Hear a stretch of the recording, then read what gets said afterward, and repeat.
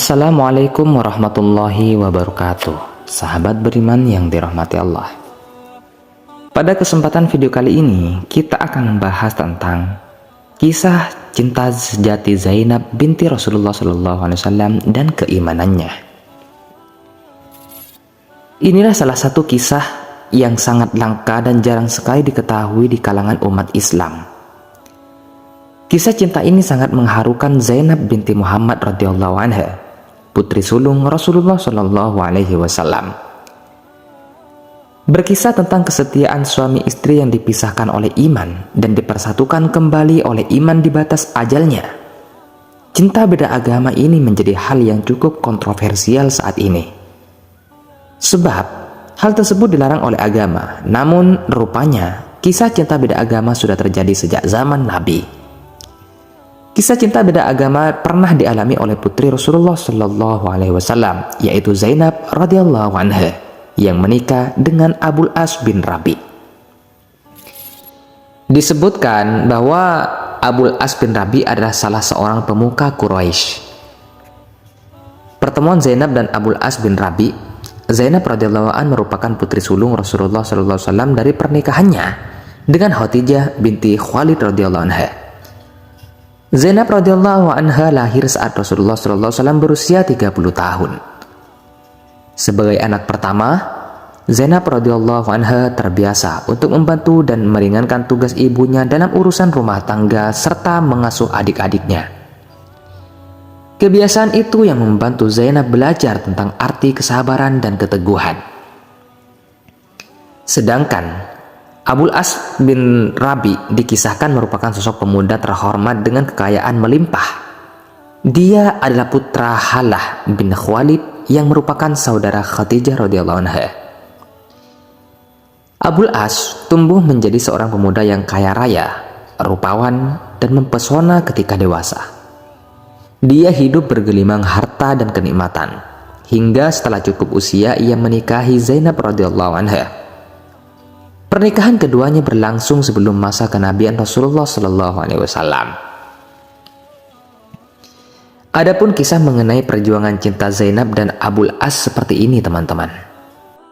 Akhirnya Zainab dengan Abul As menikah.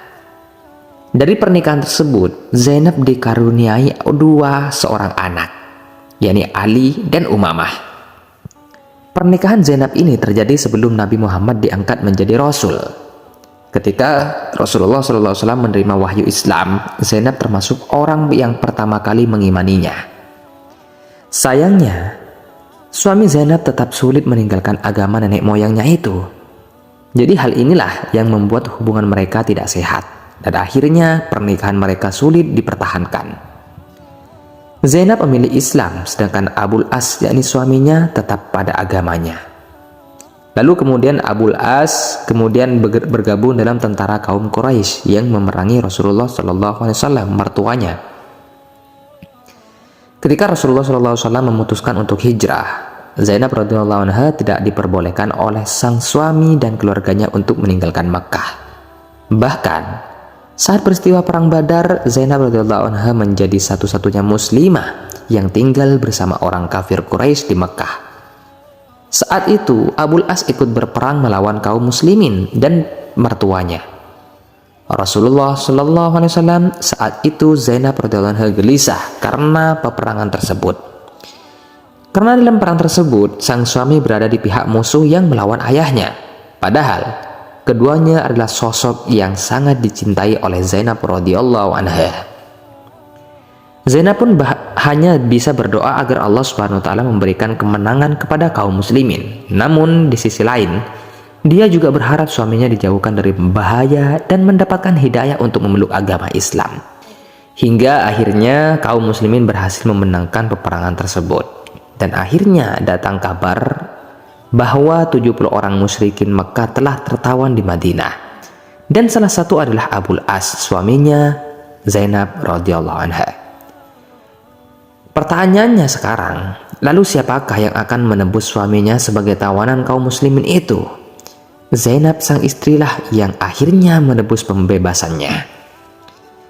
Abul As yang berada di kubu lawan menjadi salah satu tawanan Dia kemudian diiringi menuju Madinah. Saat itu Rasulullah SAW mewajibkan setiap tawanan menebus diri mereka jika ingin bebas. Lalu tebusan yang ditetapkan antara 1.000 sampai 4.000 dirham. Tebusan itu bisa dibayarkan sesuai dengan kedudukan dan kekayaan para tawanan di kaumnya. Lalu Zainab radhiyallahu anha lalu mengirimkan uang tersebut dan sebuah kalung pemberian ibunya, Khadijah binti Khuwailid. Rasulullah Shallallahu Alaihi Wasallam yang menyaksikan Zainab radhiyallahu anha membawa tebusan tersebut terharu. Air mata Rasulullah tak terbendung. Sementara pada saat itu belum ada perintah larangan dari Nabi untuk memisahkan suami istri yang berbeda iman atau berbeda agama. Belum turun wahyu dari Allah Subhanahu wa Ta'ala yang memerintahkan seseorang istri harus terpisah dari suaminya karena pembedaan iman. Lalu para sahabat yang melihat Rasulullah SAW tengah bersedih lantas sepakat untuk membebaskan Abul As bin Rabi itu. Tanpa harus membayar tebusan, Rasulullah SAW kemudian mengembalikan kalung tersebut dan meminta Abul As menceraikan Zainab radhiyallahu anha. Dalam Islam, seseorang wanita mukmin tidak boleh menikahi laki-laki kafir. Abul As yang mendengarnya kemudian menyetujui hal tersebut. Ketika kembali ke Mekah, keluarga Abul As berkata, "Biarlah engkau menceraikan istrimu itu, dan kami akan mencarikan bagimu gadis yang jauh lebih cantik daripadanya." Namun Abul As yang sangat mencintai Zainab berkata, "Di suku Quraisy ini tidak ada gadis yang dapat menandingi istriku." Meskipun dihalang-halangi oleh orang kafir Quraisy, pada akhirnya Abul As melepaskan Zainab ke Madinah. Lalu di tengah perjalanan beberapa orang kafir Quraisy mengganggu unta Zainab radhiyallahu anha sehingga dia terjatuh. Zainab yang kala itu tengah mengandung harus kehilangan bayinya karena keguguran. Disebutkan bahwa setelah kejadian itu Zainab radhiyallahu anha terus sakit-sakitan dan lukanya sulit untuk diobati. Singkat cerita, akhirnya Abul As pun diberi hidayah oleh Allah Subhanahu wa Ta'ala dan memeluk agama Islam. Abul As kemudian menyusul Zainab radhiyallahu anha pada tahun ke-7 Hijriah. Saat itu, Rasulullah SAW sangat senang menerima menantunya itu kembali dengan memeluk agama Islam. Zainab radhiyallahu anha juga sangat berbahagia. Zainab pun menjalani hari-hari terakhir hidupnya ditemani oleh sang suami tercintanya. Abul As dan Sayyidah Zainab memiliki dua anak, yaitu Sayyidina Ali yang meninggal saat masih kecil dan Sayyidah Umamah yang dinikahi Sayyidina Ali bin Abi Thalib setelah wafatnya Sayyidah Fatimah Az-Zahra. Sahabat beriman yang dirahmati Allah. Namun kebersamaan Abul As dan Sayyidah Zainab untuk yang kedua kalinya ini tidak berlangsung lama. Sayyidah Zainab wafat pada tahun ke-8 Hijriah.